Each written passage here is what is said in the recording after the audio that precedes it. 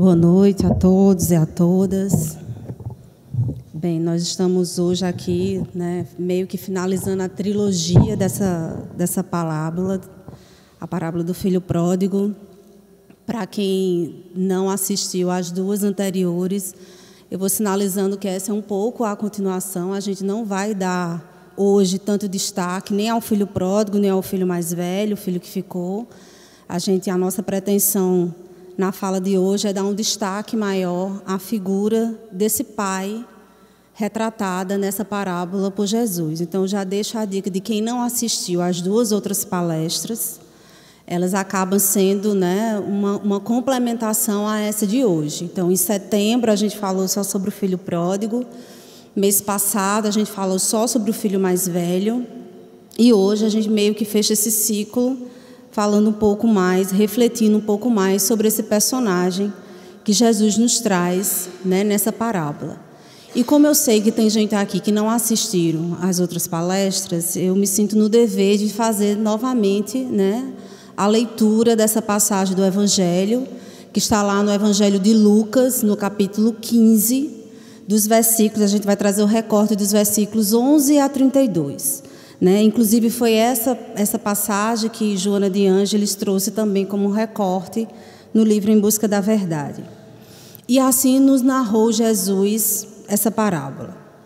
Um homem tinha 2 filhos. Disse o filho mais moço a seu pai: meu pai, dai-me parte dos bens que me toca. Ele repartiu então os seus haveres entre ambos os filhos. Poucos dias depois, o filho mais moço, ajuntando tudo o que era seu, partiu para um país longínquo e lá dissipou todos os seus bens, vivendo dissolutamente. Depois de ter consumido tudo, sobreveio àquele país uma grande fome e ele começou a passar necessidades. Foi encontrar-se com um dos cidadãos daquele país e este o mandou para os seus campos guardar porcos. Ali desejava ele fartar-se das alfarrobas que os porcos comiam, mas ninguém lhes dava. Caindo, porém, em si, disse: quantos jornaleiros de meu pai têm pão com fartura e eu aqui estou morrendo de fome? Levantar-me-ei, irei a meu pai e dir-lhe-ei: Pai, pequei contra o céu e contra ti, já não sou digno de ser chamado de teu filho, trata-me como a um dos teus jornaleiros. Levantando-se, foi para o seu pai. Pistando ele ainda longe, seu pai viu e teve compaixão dele. Correndo, o abraçou e o beijou. Disse-lhe o filho: Pai, pequei contra o céu e diante de ti, já não sou digno de ser chamado de filho. O pai, porém, disse aos seus servos: trazei-me depressa a melhor roupa e vestilha, e ponde-lhe um anel no dedo e sandálias nos pés. Tracei também o novilho cevado, matai-o, comamos e regozijemo-nos, porque este filho era morto e reviveu, estava perdido e se achou. E começaram a regozijar-se. Seu filho mais velho estava no campo. Quando voltou e foi chegando em casa, ouviu a música e a dança, e chamando um dos criados, perguntou-lhe o que era aquilo. Este lhe respondeu: chegou teu irmão, e teu pai mandou matar o novilho cevado, porque o recuperou com saúde. Ele se indignou e não queria entrar. E saindo seu pai, procurava conciliá-lo. Mas ele respondeu a seu pai: há tantos anos que te sirvo, sem jamais transgredir uma ordem tua, e nunca me deste um cabrito para eu me regozijar com os meus amigos. Mas quando veio este teu filho, que gastou todos os teus bens com meretrizes, tu mandaste matar para ele o novilho cevado. Replicou-lhe o pai: filho, tu sempre estás comigo e tudo que é meu é teu. Entretanto, cumpria regozijarmos-nos e alegrarmos-nos, porque este teu irmão era morto e reviveu, estava perdido e se achou. Nós iremos ainda continuar trabalhando maciçamente as reflexões do Espírito Joana de Ângeles no livro Em Busca da Verdade. Mas hoje nós vamos abrir uma sessão e vamos começar com Emmanuel. Emmanuel tem 2 mensagens sobre essa parábola no livro Palavras de Vida Eterna. E mais 2 outras ainda, conforme essa parábola, no livro Pão Nosso. E eu gostaria de trazer um recorte de uma dessas mensagens, essa que está no livro Palavras de Vida Eterna, que ele nomeou o título desse capítulo chamando Pai e Amigo. E por si só a gente já vê, em que lugar é esse que Jesus, que Emmanuel coloca essa paternidade. Uma paternidade que acolhe esse filho e que se coloca nessa condição, como um grande aliado, como um grande amigo. E o que Emmanuel, comumente vocês sabem, Emmanuel ele pega um trecho do Evangelho, às vezes é um versículo, só uma pequena frase, e traz desdobramentos, reflexões, aprofundando um pouco, principalmente trabalhando essa coisa da simbologia e das inúmeras possibilidades de interpretação que as palavras de Jesus nos dá. Então, dessa forma, ele também se utiliza dessa mesma estratégia nessa parábola. E o recorte que ele traz para analisar é justamente essa passagem quando diz: e levantou-se e foi para o pai, e quando ainda estava longe, o pai chegou a vê-lo, moveu-se de íntima compaixão e, correndo, o abraçou e o beijou. E a correlação que Emmanuel vai fazer a respeito disso, inicialmente, é fazendo essa leitura de quem é esse filho pródigo.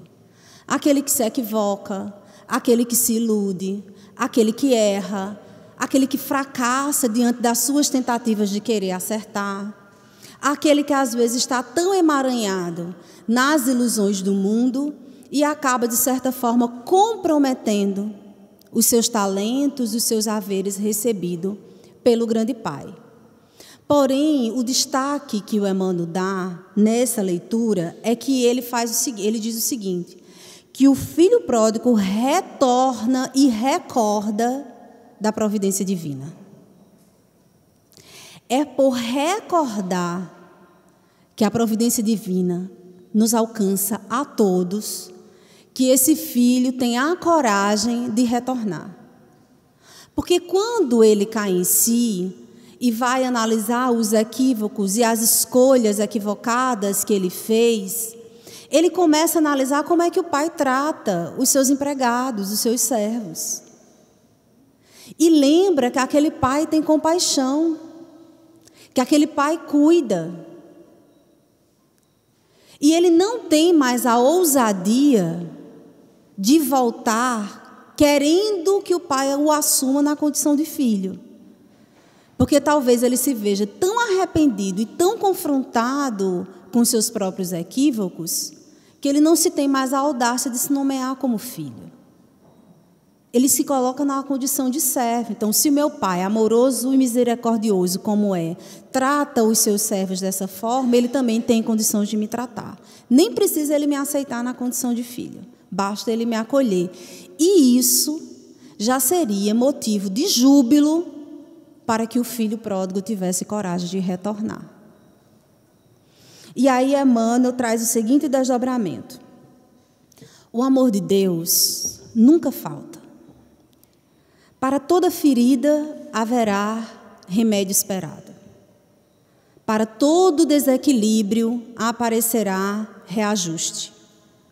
Fixa-te no ensinamento do Cristo, enunciando o retorno do filho pródigo, assinalando no caminho de volta, e quando ainda estava longe, o pai, ao vê-lo, moveu-se de íntima compaixão e, correndo, abraçou e o beijou. O pai não esperou que o filho penitenciasse o rogo, não exigiu desculpas, não solicitou justificativas, nem pôs quaisquer condição de qualquer natureza para estender-lhe os braços. Apenas aguardou que o filho se levantasse e lhe desejasse o calor do coração. Muito bonita essa escrita de Emmanuel. Muito bonita e muito profunda. Porque, na realidade, a grande representação que Jesus quer nos trazer nessa parábola é que esse Pai misericordioso é Deus para nós. E ele começa as suas observações dizendo que o amor de Deus nunca falta. Gente, a gente poder acreditar de alma que o amor de Deus nunca falta, dá um sentido completamente novo às nossas vidas. Porque o que Jesus nos apresenta nessa parábola é que, independente dos equívocos, independente das escolhas, independente dos erros, das fragilidades, das imaturidades, independente de tudo, o nosso Pai nos ama. E acreditar nesse amor dá força. É acreditar na possibilidade desse amor que o filho pródigo se ergue, levanta e procura o retorno ao lar. Então, talvez, o que Jesus venha a nos alertar é que a gente precisa acreditar nesse amor. Porque quando a gente acredita nesse amor, qualquer que seja a queda, há a possibilidade de soerguimento. Qualquer que seja a dor, há a possibilidade de consolação. É esse o convite que Jesus nos faz. Mas há uma outra leitura. Porque esse pai não acolhe apenas esse filho que retorna. Porque há todo um detalhe, porque cada palavra de Jesus a gente não pode deixar passar desapercebido. É mais ou menos isso que Joana faz nesse livro Em Busca da Verdade. Nenhuma das palavras de Jesus nessa parábola deixa de ter um significado profundo. Porque qual é a representação que Jesus coloca? Que o filho mais velho estava fora, estava no campo. Não estava na casa paterna, quer dizer, não estava conectado com Deus. E diante da sua inveja e do seu ciúme, quando soube que o pai acolheu o seu irmão, ele não suportou entrar na casa do pai. Ele ficou fora. E o pai, com a sua paciência, com a sua empatia e com a sua profunda compaixão, o que foi que fez? O pai sai. O pai sai e vai à procura desse filho. Numa tentativa de reconciliá-lo, de fazê-lo enxergar que tudo que ele tinha era dele e esse filho não conseguia enxergar. Ele estava imerso dentro da casa do pai, mas desconectado do pai. E o que era que o pai tentava mostrar? Filho, tu estás sempre comigo, tudo que é meu é teu. E esse filho estava adormecido. Então, nessa expressividade, o que esse pai faz é colocar esses dois filhos debaixo de suas asas. É tentar fazer com que o acolhimento do seu afeto e da sua amorosidade cause uma transformação interna na alma desses dois filhos. E aí Joana traz uma outra interpretação muito bonita quando ela fala sobre esse beijo, né? Porque ela vai trabalhando os detalhes dessa passagem. Porque o pai avista o filho de longe e ele não espera o filho vir. Ele é tão preenchido de júbilo, de perceber que o filho está retornando, que ele se antecipa, ele corre em direção ao filho. E ele não apenas corre no sentido de chegar para tomar uma satisfação, porque possivelmente se fosse um da gente, era isso que a gente fazia, né? Está aqui fazendo o quê? Que audácia é essa de voltar à minha casa depois de ter me abandonado? Esse pai, ele corre para o encontro do filho. E ele não só corre, ele corre, o abraça e o beija. Ele não dá nem tempo de o filho dizer um ai. Ele se antecipa no acolhimento. E Joana assim nos diz: esse beijo na face é incontestável sinal de perdão e de compaixão, de renascimento e de vida. Não deu tempo ao filho ingrato nem de se justificar, demonstrando que estava novamente no seu novo lar. O pai não diz nada, ele faz. Ele não precisou dizer absolutamente nada, esse filho.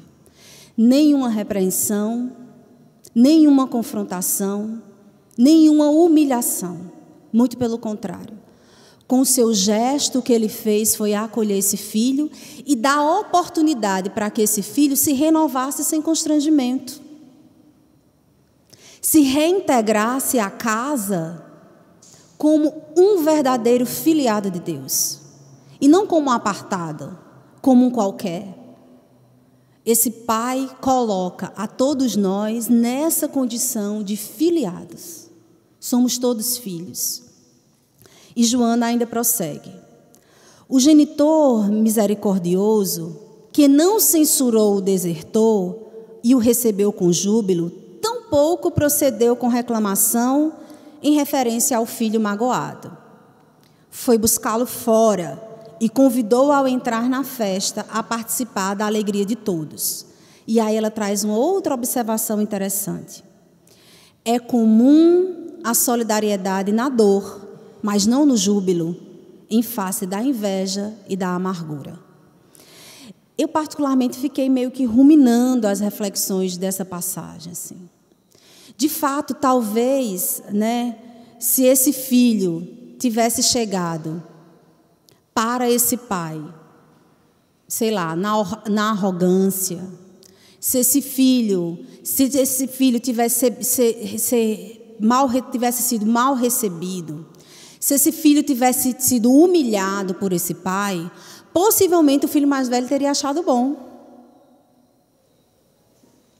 Ou então, o filho mais velho poderia ter até se compadecido do irmão. Mas não trata assim ele pelo menos teve a coragem de voltar. Mas porque o filho não esperava essa atitude do pai de receber o seu irmão com uma festa, ele não suportou.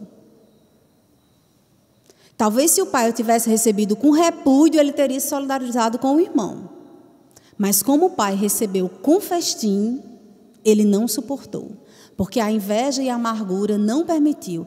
E aí Joana, aproveitando isso, nos traz essa reflexão, que às vezes é muito mais fácil a gente ser solidário na dor, mas não na alegria.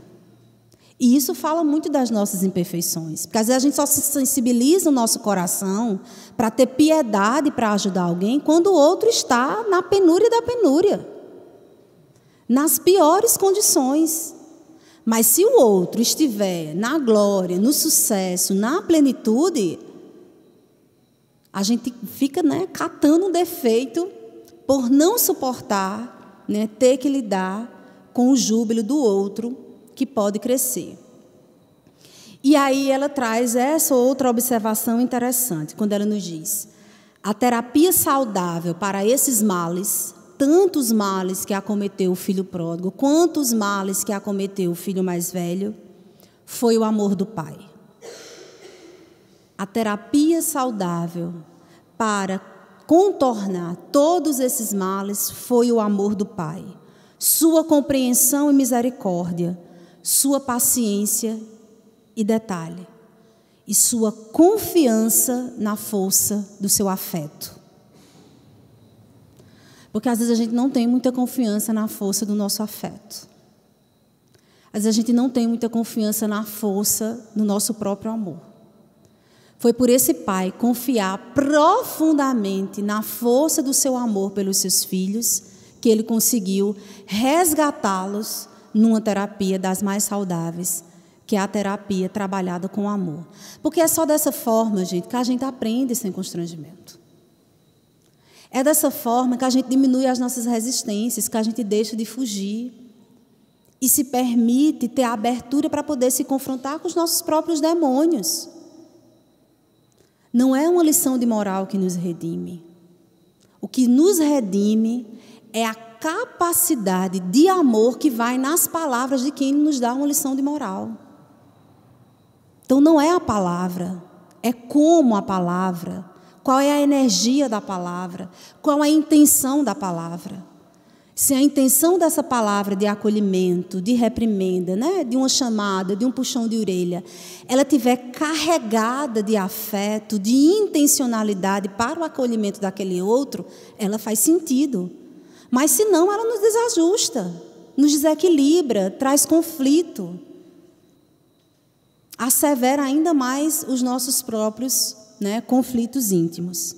E aí Joana vai nos trabalhar alguns simbolismos também dessa parábola, né? Tanto o simbolismo do anel, como das sandálias, como do manto. Porque o pai, ele não diz nada. O pai abraça, o pai beija. Quando o pai vê as condições que esse filho se apresenta, ele vai pedindo aos seus servos: traga o anel, traga o manto, traga a sandália, traga a roupa. Para colocar esse filho que chegou andarilho, sujo, maltrapilho, na condição de um filho seu. E aí Joana nos traz essas seguintes observações. Primeiro, em relação ao anel, quando ela diz: merece consideração o detalhe da oferta de um anel que o pai traz e faz ao transviado. Esse elo de vinculação profunda, a fim de restabelecer a ligação que for interrompida pelo ego inquieto.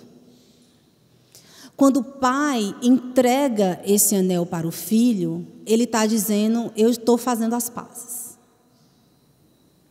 Eu estou reconectando-me com você. Você que rompeu abruptamente a nossa ligação, por um ego inquieto, por um ego rebelde, por um ego muito alienado ainda, eu estou restabelecendo essa ligação. E ela vai adiante. Quando o genitor pede ao servo que lhe traga o anel, eis confirmado psicologicamente, olha essa simbologia que Joana nos traz. Eis reconfirmado, não é confirmado, gente, é reconfirmado o verbo que ela utiliza. Eis reconfirmado psicologicamente o arquétipo da antiga aliança de Deus com os homens, demonstrando vinculação e amor. A entrega desse anel, enquanto representação simbólica para os nossos espíritos, é a representação de que a gente está voltando, porque é reconfirmando a nossa vinculação com Deus. Porque a nossa vinculação com Deus, ela existe. Queiramos ou não queiramos, aceitemos ou não aceitemos. Porque nada, absolutamente nada, nos afasta do amor de Deus. Então esse amor, ele essa vinculação é o que há de mais visceral na constituição de nossas almas. É por isso que nós somos de essência divina. Então esse amor porém ele é reconfirmado. E essa reconfirmação está na representação dessa aliança simbólica que nós fazemos psiquicamente com Deus. É quando a gente quer se filiar a Ele. Porque Ele não se desfilia da gente. Ele não se desconecta da gente. Mas nós precisamos reconfirmar essa aliança. Então, Joana coloca que esse anel acaba sendo esse símbolo. É esse pai que está, mais uma vez, dizendo: estou aqui disponível. Reconfirme essa aliança comigo. Quando ela traz a interpretação das sandálias, né, a nos dizer: o irmão chegou quase descalço, sandálias rasgadas e imprestáveis. O pai logo lhe providenciou calçados novos, porque os pés são as bases valiosas de sustentação, que não pode ser mantido em segurança quando lhe falta alicerce. E segue: as sandálias também revelam simbolicamente prestígio social. Os descalçados são a representação da penúria e do desprezo. Psicologicamente, aqueles que não têm apoio para a marcha. Então, quando o pai manda calçar esse filho, é dizendo: estou retomando e te dando o meu alicerce. Estou reafirmando o meu apoio. Estou dizendo que em mim tu podes ter uma base. E é muito essa representação. E a partir dessa leitura é que a gente vai entendendo quanto simbolicamente Jesus vai nos apresentando como é que esse acolhimento a esse filho ele é dado de maneira ampla. Ele está dignificando esse lugar desse filho. Quando ele dá o anel, quando ele calça as sandálias, quando ele dá um manto para o filho se vestir. É colocando e devolvendo a dignidade da filiação a esse filho. Porque o pai nunca deixou de ter o filho. O filho é que se viu sem pai. E muitas vezes nas nossas decisões equivocadas do mundo é isso que nós fazemos. Nos rebelamos, né? Não acreditamos em Deus, brigamos com Deus, nos revoltamos com Deus. E a gente vai se tornando maltrapilhos de alma, degenerando-se espiritualmente. Então, quando o pai dá a sandália, dá o anel e dá o manto, ele está restabelecendo a dignidade dessa filiação. E Joana, por fim, traz a interpretação a respeito do manto, quando ela nos diz: por fim, chegando a casa, o filho recebe um manto que o iguala ao pai e ao irmão. Ele, que desejara ser recebido como um pária, como um servo, um suspeito de confiança, torna-se desta maneira um igual, alguém querido que merece respeito. O manto com que o pai amoroso manda vestir o filho pródigo bem representa o apoio, a cobertura afetiva que lhe é ofertada. Olha que bonito. O manto representa a cobertura afetiva que lhe é ofertada. É dizer aqui, tu estás sobre minha proteção. E mais uma vez ela traz essa ressalva. A expectativa do filho, gente, era só ser recebido como servo e já estava de bom tamanho. Porque às vezes, quando a gente se equivoca e peca contra os céus, a gente começa a restabelecer uma relação com Deus assim, meio envergonhada, acabrunhado mesmo. Pelos erros cometidos, pelos sofrimentos causados aos outros e a si mesmo. Então é como se a gente tivesse vergonha de ao menos dirigir as nossas preces a Deus. E quando esse pai coloca esse manto de cobertura afetiva para as nossas almas, é novamente nos colocando no lugar de filiação. É querer dizer, não se envergonhe, pegue isso, aprenda e caminhe, porque no final das contas é só isso que o pai deseja de todos nós. Ele não quer que a gente fique, né, remoendo na culpa, se autodepreciando, lamuriando-se enquanto, né, maltrapilhos espirituais. Não é isso que Deus quer da gente. Muito pelo contrário. Aquele que se dispõe a se reconectar com Ele, Ele recebe com alegria. Mais esfuziante do que a da torcida do Flamengo. Essa vira fichinha. E o que eu acho mais simbólico, também para o fechamento desse encontro, é a representação da festa. Porque ele não só recebe, porque poderia, né? Poderia ser só isso, já estava de bom tamanho. Receber o filho, abraçar, beijar, vestir, colocar o anel, filiá-lo novamente à sua família espiritual, já estaria de bom tamanho, vocês não acham? Eu acho que já estaria bom demais para o acolhimento desse filho. Mas, para além disso, esse pai prepara uma festa. O que Jesus, em sua representação, quer falar a todos nós é do imenso júbilo do nosso Pai quando a gente se reconecta com Ele. Isso é motivo de festa na terra e nos céus. Quando, de fato, independente de qual seja as nossas condições, a gente se permite se reconectar com Deus. E aí Joana, que não é nada mais, nada menos, né? Como um espírito iluminado, ela tem a bela ousadia de dar um fechamento a essa parábola. E ela meio que cria, né, uma fanfic, né, como a galera diz hoje em dia, a galera mais jovem, ela cria um final, né, meio que triunfal, né, para essa parábola. E eu gostaria de dizer, porque eu achei muito bonito, quando ela diz: a parábola poderia ser concluída elucidando que o pai devotado levou o filho ressentido para dentro de casa. Uma viagem interna de encontro ao self, ao Deus interno. E o aproximou do filho arrependido.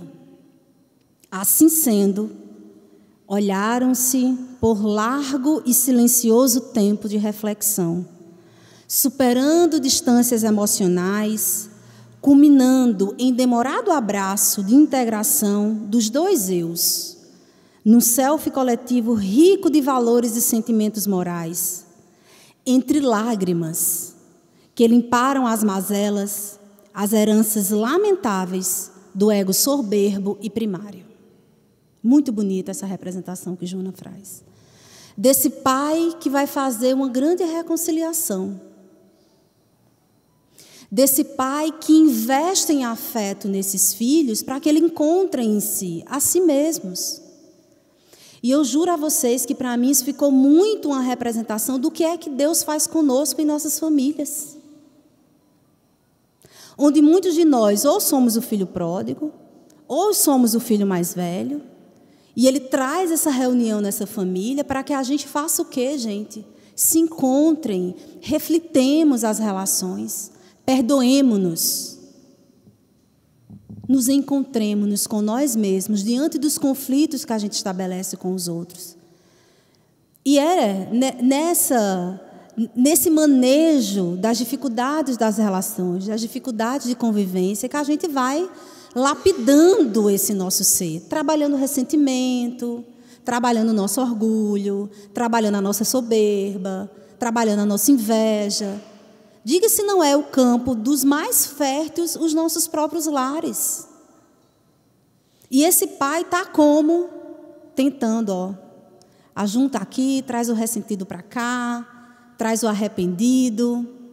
Vamos propiciar, né, que o amor, porque a nossa reencarnação é sempre uma aposta de amor de Deus em nós, sempre uma aposta de amor, porque talvez a gente esteja peiticando reajuste de relações há umas 10 reencarnações, e mais uma vez vai lá Deus na sua arquitetura espiritual, mais uma vez estabelece o encontro entre essas almas que se conflitam, entre essas almas que não se perdoam, entre essas almas que não querem trabalhar a sua renovação íntima. Diga se a nossa reencarnação não é uma aposta do amor de Deus. Porque ele sabia que o filho pródigo estava sofrendo e que o filho mais velho também. Ele teve compaixão. Ele teve compaixão para com o filho que retornou. Foi esse o sentimento que o tomou. Ele teve compaixão com o sofrimento que ele viu porque o filho mais velho ficou magoado. Ele se compadece. Porque ele sabe que os nossos maiores sofrimentos, que as nossas maiores dores, somos nós mesmos que procriamos. Somos nós mesmos que as perpetuamos.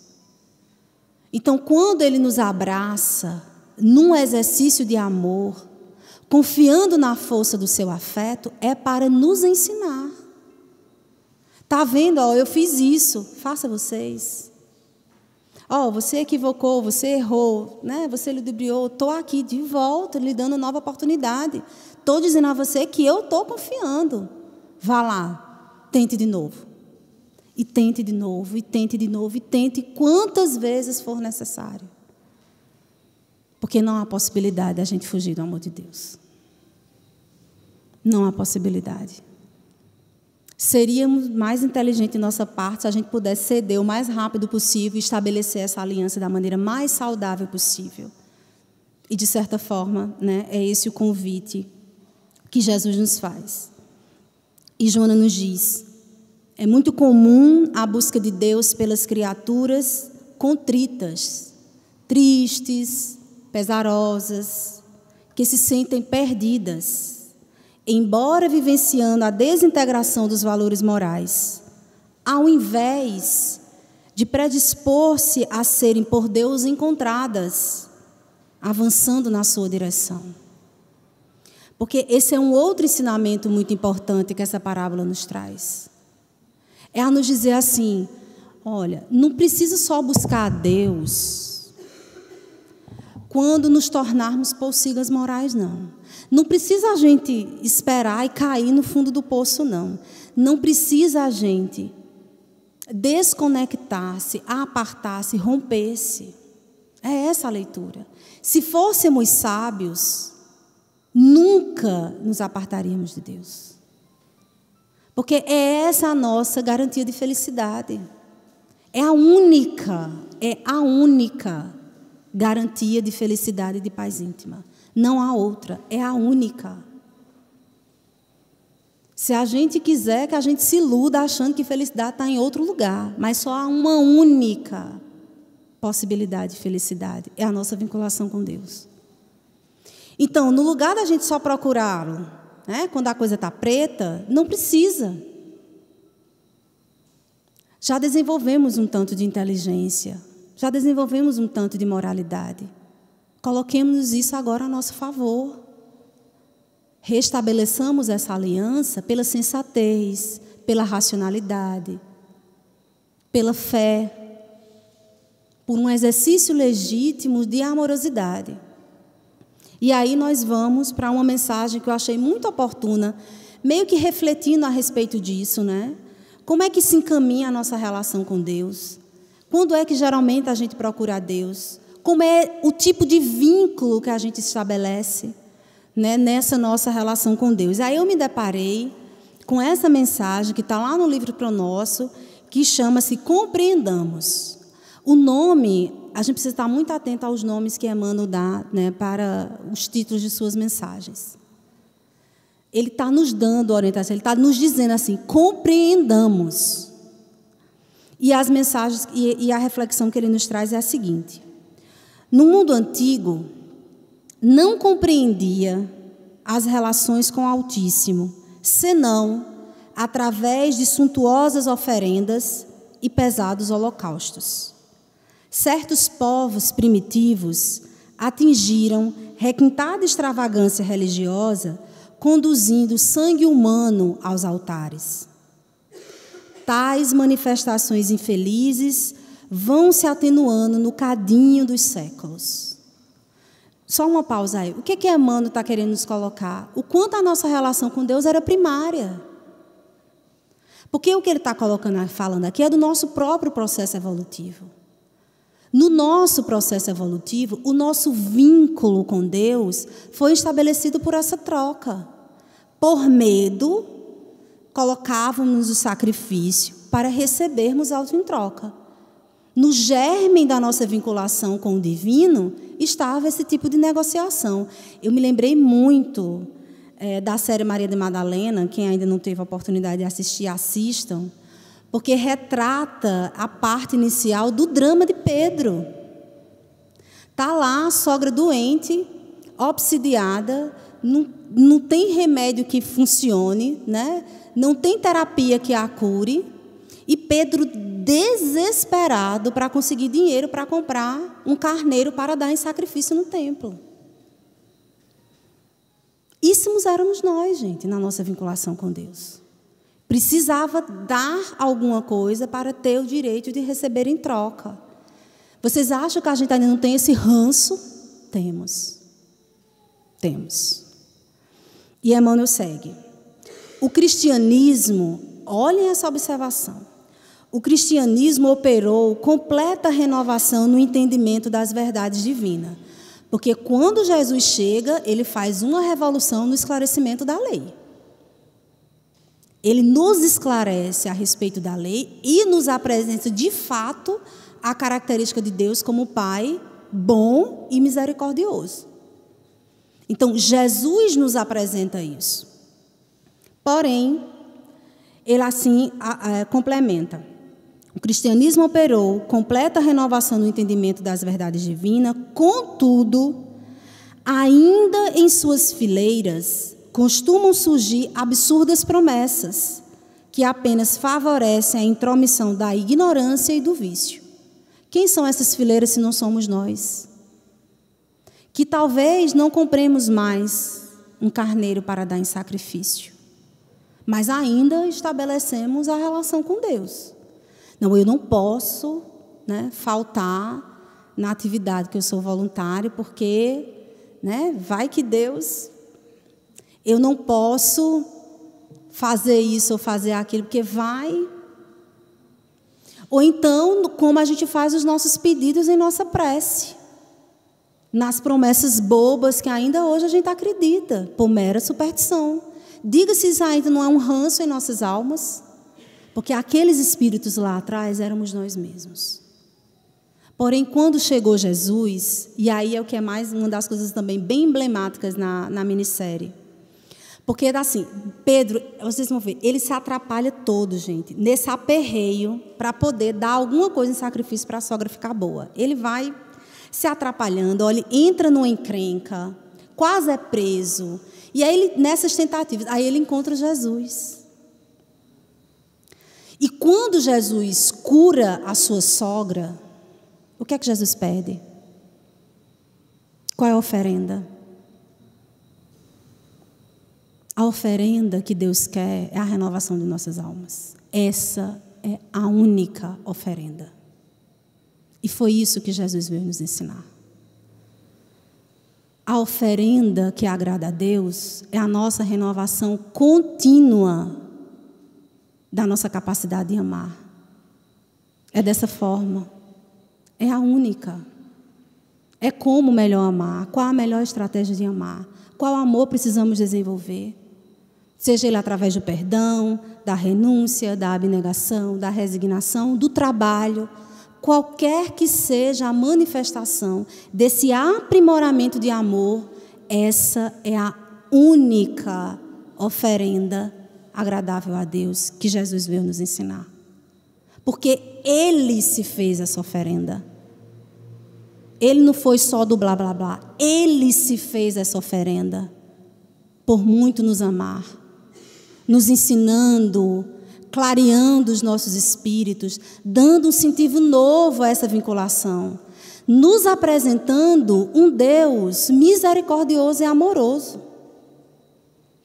Porque, historicamente, as nossas almas estavam vinculadas com Deus como um Deus o quê?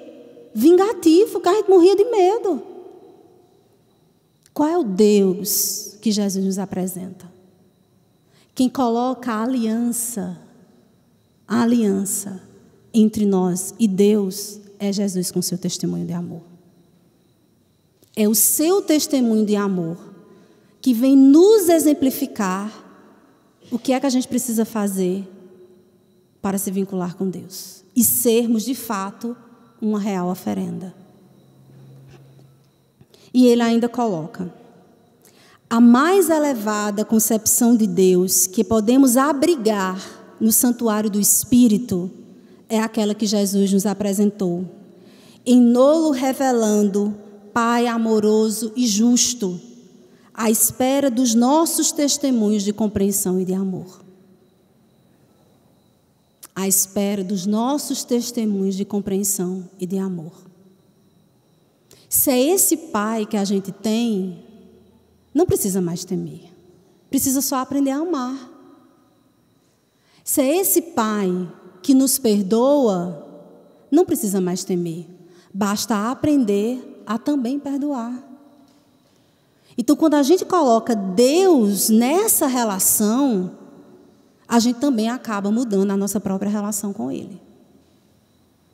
Porque eu tiro um Deus negociante, em que eu fico, né, transacionando, te dou isso, me dá aquilo, e coloco um Deus onde eu me vinculo, onde eu me entrego, onde eu aceito, onde eu compreendo a sua vontade em minha vida.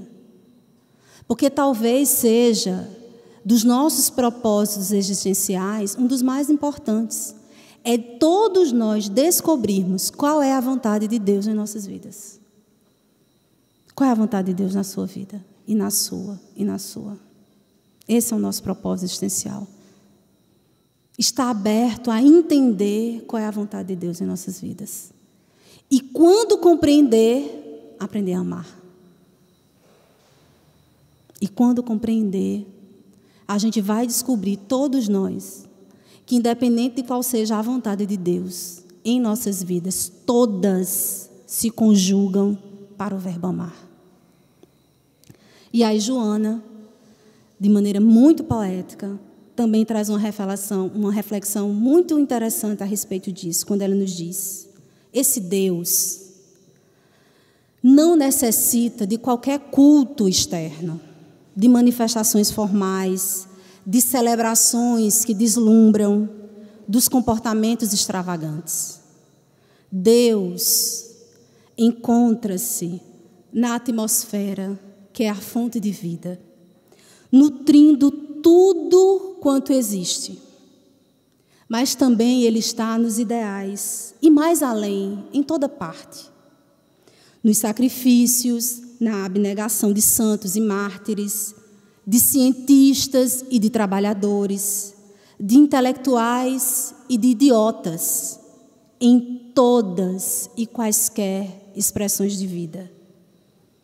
Desde o protoplasma ao complexo humano, é através dele que se alcança o processo de individuação.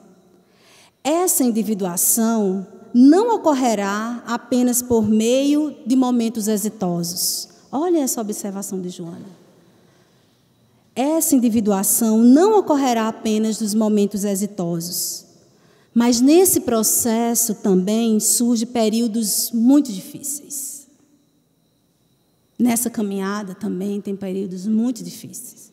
Porque às vezes a gente se confunde em relação à vontade de Deus. Aí, puf, sai do caminho. Às vezes a gente acha que interpretou bem, mas não foi muito boa a interpretação. Aí se equivoca.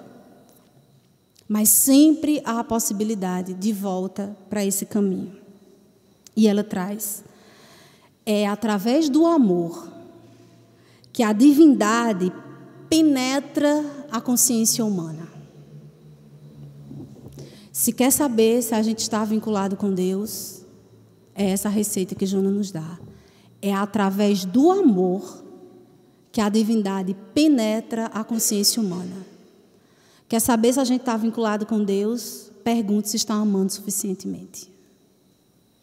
Essa é a garantia. Se essa divindade está penetrando em nossa consciência. E segue: por meio dos seus desdobramentos em forma. E aí ela vai dizendo como é que esse amor ele vai se expressar. Então, a gente está vinculada com Deus quando a gente permite que esse amor adentre a nossa consciência. E como é que isso vai se desdobrar? E ela assim sinaliza: pelo interesse pelo próximo, pela vida, pelo trabalho em favor de melhores condições para todos, incluindo o planeta ora exaurido. Então, não é apenas um amor aos nossos. É amor a todos os seres humanos. É amor aos animais. É amor ao planeta. Porque tudo isso aqui é do Criador. E deveríamos usufruir disso com profundo respeito. Seja dos recursos naturais, seja das relações de dignidade que precisamos estabelecer, com toda a cadeia de seres vivos, e muito mais especificamente quando a gente se vê diante do complexo humano. Então, que possamos nós sermos esses instrumentos, permitindo que essa filiação divina faça brotar a cada dia a força do nosso afeto.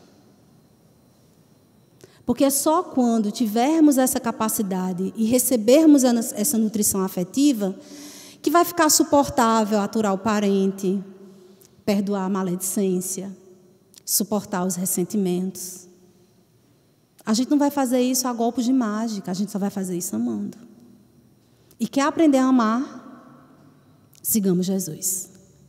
Porque Ele foi, de fato, esse maior exemplo para todos nós. E eu gostaria de finalizar com um trecho da carta de Paulo aos Romanos, que, para mim, é um dos trechos mais fortes que a gente pode encontrar no Evangelho. Está lá no capítulo 8, eu vou citar tanto o versículo 28 como o versículo de 38 e 39, quando Paulo assim apresenta aos romanos: e sabemos que todas as coisas contribuem juntamente para o bem daqueles que amam a Deus, daqueles que são chamados segundo o seu propósito. Porque estou certo de que nem a morte, nem a vida, nem os anjos, nem os principados, nem as potestades, nem o presente, nem o porvir, nem a altura, nem a profundidade, nem alguma criatura nos poderá separar do amor de Deus, que está em Jesus Cristo, nosso Senhor. Muita paz a todos.